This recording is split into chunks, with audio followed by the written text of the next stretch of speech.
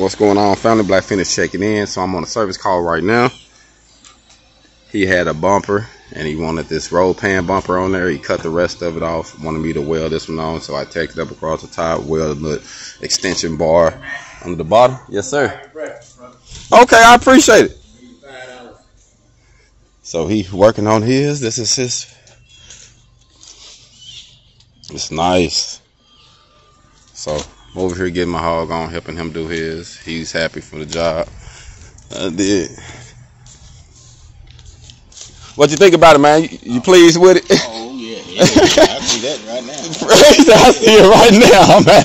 And like I said, I lined it up good for you. So now all you have to do is you can see all your little holes and everything for your grill. Oh, yeah. That's one thing I love about these, man. They got some nice grills you can put on these. The ones that had the whole lights. I love them. Yeah, that's the one I got. Oh, that's the one you got too that had the whole light to go up? Oh, yeah, that's nice. That's my favorite one.